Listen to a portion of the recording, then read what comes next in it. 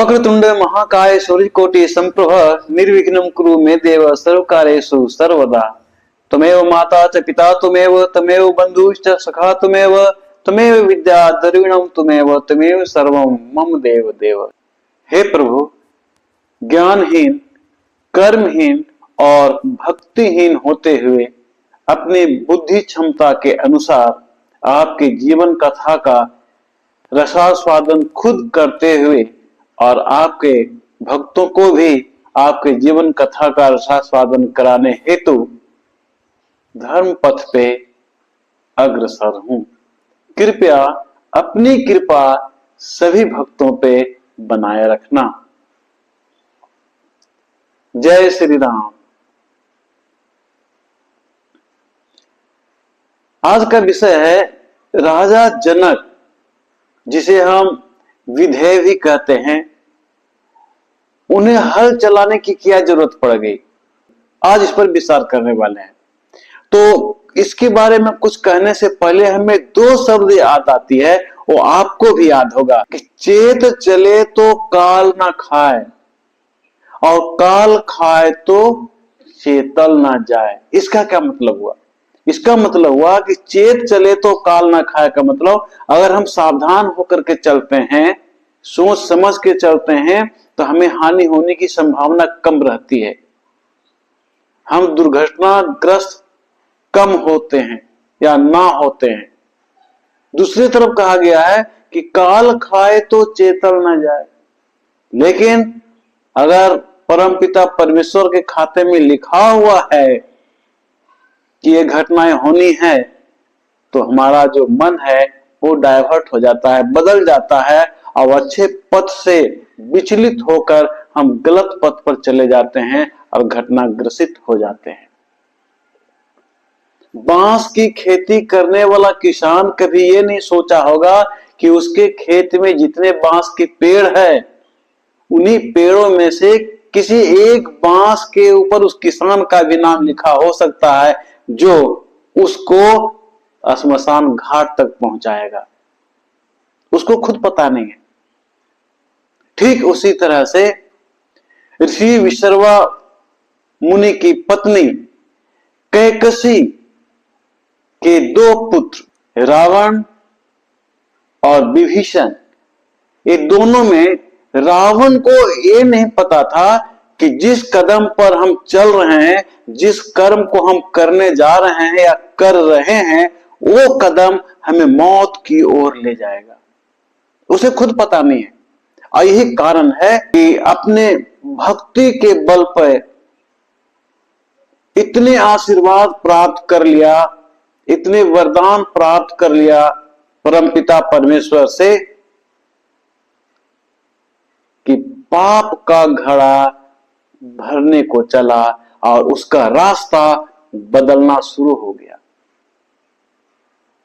उसकी मां कभी ये ना सोची होगी कि जिस पुत्र को मैं जन्म दे रही हूं, वह एक महान ब्राह्मण के कुल में जन्म लेने के बाद एक महाविद्वान, महाशिव भक्त होने के बावजूद मेरे ही दूध को कलंकित कर देगा, मेरे ही वंश को कलंकित कर देगा। वो माता को नहीं पता। दूसरी ओर अपने भाई का लात खाकर लंका में भरे दरबारों के बीच प्रभु के शरण में आने वाला विभीषण को यह पता नहीं था कि किसी ने उसके मां के दूध को कलंकित कर सकता है, तो उसी मां के कोख से एक वैसा भी शख्स जन्म लिया है, वैसा भी बच्चा जन्म लिया है जो उस कलंक को धो भी सकता है। इस तरह से रावण अपने घमंड के बल पर अपने रास्ता को विचलित कर दिया। इंसान दो तरह से कन्विंस होता है। एक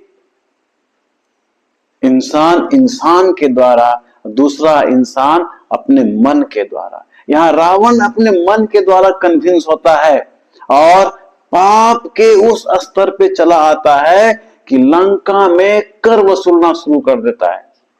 और कर वसूली तो वैसे लोगों से की जाती है ना, जो सक्षम होते हैं, जो कर देने के लायक होते हैं। वो साधु संत जिसके पास धन दौलत का नामो निशान नहीं, किसी तरह से पेट भर लेते हैं कंदमूल खा करके, तो उसके पास धन के रूप में क्या है? ईश्वर भक्ति, ईश्वर का प्रेम। रावण उससे कर वसूलना शुरू कर दिया। अब जरा आप सोचो कि एक ऋषि मुनि, एक साधु, एक तपस्वी जो जंगल में रहता है, वो कर के रूप में आपको क्या देगा? क्या उसके पास सोना चांदी का बक्सा भरा हुआ है? कुबेर का भंडार उसी के पास था क्या? क्या दे सकता है वो? जब ऋषि मुनि सक्षम ना हुआ कर देने से, तो रावण ने आदेश दे दिया कि उसके पास धन नहीं है, वो कंगाल है, तो ठीक है, उसके शरीर से खून ले लिया करो। रावण के आदेश पर रावण का जो आदमी था वो कर के रूप में ऋषि मुनियों से खून लेना शुरू कर दिया। रावण को यह पता नहीं था कि यही खून उसको मौत के शिखर की ओर ले जाने वाला है, उसको नहीं पता। और जब कई घड़ा ऋषि मुनियों के खून से कई घड़ा जब भर जाता है और कुछ महीने बीत जाते हैं, तो उस घड़ा से बू आने लगती है, बदबू आने लगती है। और एक दिन सुबह सुबह रावण का दूध आता है और रावण से कहता है, हमने जो ऋषि मुनियों का खून कलेक्शन करके घड़ा में रखा था महाराज, वो खराब हो रहा है, उसे दुर्गंध आ रही है, हो सकता है कि महामारी फैल जाए, लोगों में बीमारियां फैल जाए और मौत का कारण हो सकता है। क्षण भर के लिए रावण सोचता है कि मैंने जो कर के रूप में खून लिया उसका तो मैंने कुछ उपयोग कर नहीं पाया, वो तो धन दौलत था नहीं, कोई इंसान उस खून को खरीदेगा नहीं। आनंद फानंद में उसने आदेश दे दिया कि ऐसा करो, उस खून को उस एरिया में फेंकवा दो जो हमारे राज्य से दूर हो, बाहर हो, ताकि किसी तरह की बीमारी फैले तो हमारे राज्य में ना आ सके। देखिए यहां भी दुर्बुद्धि। कहते हैं जो तो को कांटा बुवे ताको बुवे तो फूल, ताको फूल के फूल है, बाको है त्रिशूल। आप जिसके लिए गड्ढा खोदोगे ना, उस गड्ढा में तुम्ही को गिरना है। हम गड्ढा खोदेंगे तो हम ही को गिरना है। अगर हम फूल बिछाएंगे तो वापस वो फूल का डगर हम ही को मिलेगा। रावण कांटों का पथ बिछाना शुरू कर दिया और उस कांटों भरा पथ दूसरों के लिए बिछाना शुरू कर दिया। उसे यह नहीं पता कि पथ उसी की मौत की ओर जाता है। ये कांटों भरा पथ रावण का खुद उसी के मौत की ओर ले जाता है, उसको भी पता नहीं। उतना बड़ा विद्वान था, शिव भक्त भी था, सब कुछ था। यही कहते हैं ना कि काल खाए तो चेतल ना जाए। इस तरह से रावण का जो दूत था वो मिथिला में आकर के ऋषि मुनियों के खून से भरे हुए घड़ा को फेंक दिया। अब मिथिला में फेंकने के बाद मिथिला में सूखा पड़ना शुरू हो गया, सूखाग्रस्त हो गया। ये देखिए रावण का चाल। एक दिन की घटना है, त्राहिमाम त्राहिमाम त्राहिमाम करते हुए भूख से बिलखते हुए राजा जनक के प्रजा राजा के दरबार में आते हैं। पूछे जाने पर किसान लोग कहता है, बरसों से खेतों में अन्न नहीं हो रहा है, हम लोगों के घर में अन्न का एक दाना भी नहीं है, हम लोग भूखे मरने के कगार पर पहुंचे हुए हैं, आप हमारी रक्षा कीजिए।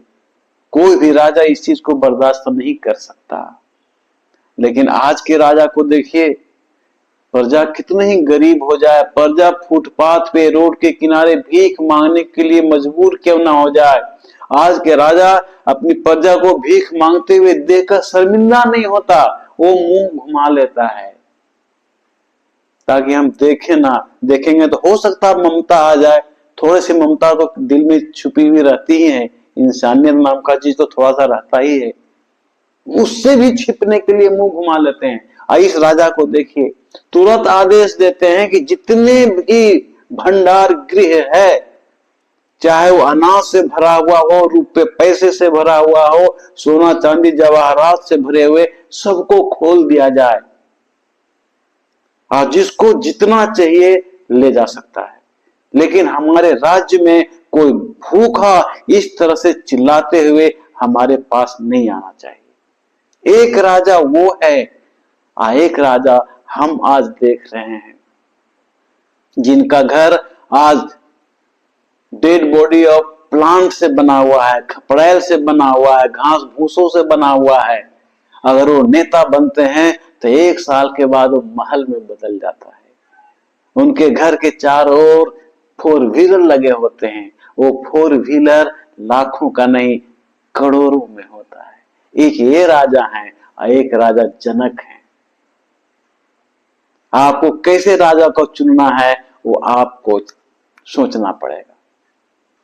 एक राजा रावण भी है, जो अपनी स्वार्थ की पूर्ति के लिए अपनी प्रजा का स्वाहा कर देता है, अपने परिवार का स्वाहा कर देता है, नष्ट करवा देता है, जला देता है पूरे लंका को।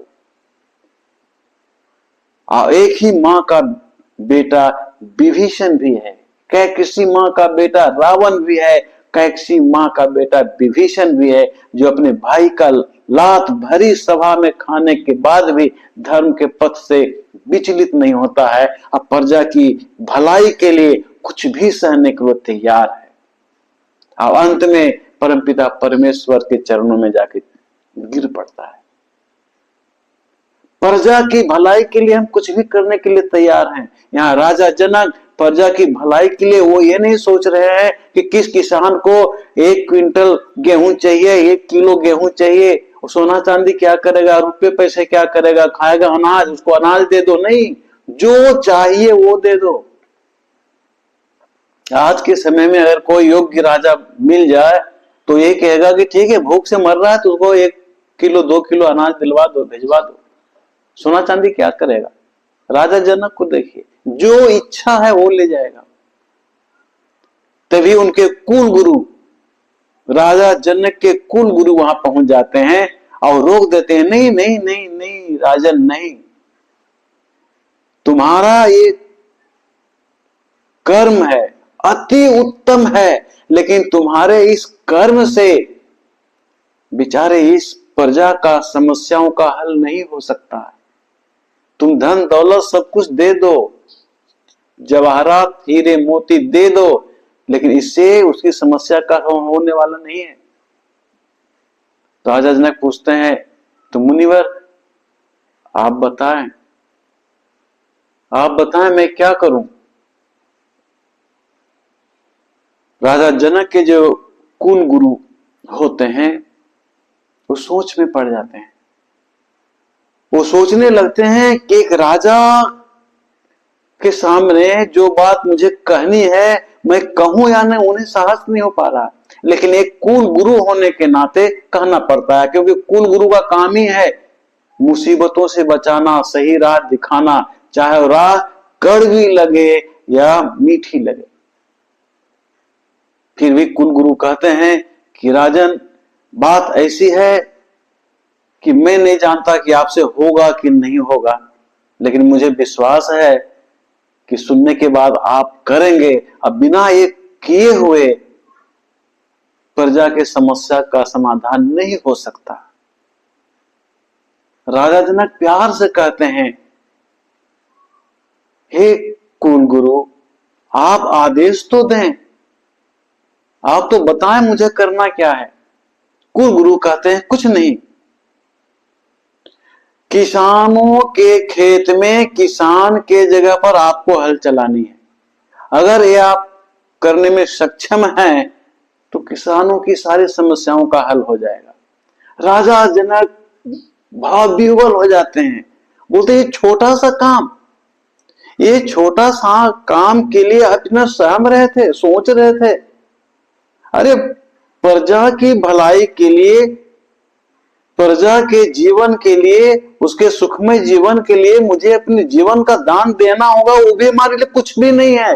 ये तो हल चलाने की बात है। जरा आज के राजा को सोचिए, अगर एक गरीब इंसान राजा के घर पे, दरबार पे मदद के लिए जाता है, तो राजा अपने नौकरों से ये संवाद पहुंचा देता है कि बोल दो कि राजा घर में नहीं है, जबकि वो घर में सोता रहता है। एक ही राजा होता है आज के समय का, एक राजा जनक है। यही कारण है कि उनका कुल कितने वर्ष पुराना है, आज भी हम लोग नाम लेते हैं। और आज के समय में कोई इंसान अगर डेथ करता है तो उसे महीना दिन भी याद नहीं रखते हैं, भूल जाते हैं। यहां देखिए, मरकर भी इंसान अमर है, कर्म का फल है। राजा जनक प्रेम से, शौक से हल उठाते हैं, किसानों का हल उठाते हैं और किसान के खेत में काम करने के लिए चले जाते हैं। वो हल चलाते हैं, किसान के खेत में हल चलाना शुरू करते हैं। यही कारण था राजा जनक का खेत में हल चलाना। और हल चलाने से होता क्या है, एक जगह हल के आगे एक लोहा का औजार बना हुआ होता है, वो फंस जाता है, खेत में अटक जाता है।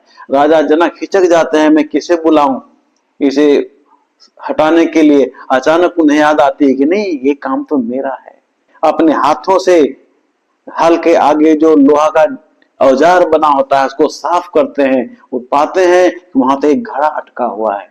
घड़ा निकालते हैं तो उसमें एक बच्ची पाई जाती है। वही बच्ची राजा जनक की पुत्री के रूप में सीता कहलाती है। क्योंकि हल के आगे जो लोहा लगा होता है उस औजार का नाम सीता है, उसी के नाम पर इस पुत्री का नाम सीता रखा गया। तो आज का विश्राम हम यहीं पर लेते हैं, फिर एक नए जानकारी के साथ अगली वीडियो में हम आपके साथ मिलेंगे। लेकिन अंत में तो बोलना पड़ेगा, जय श्री राम।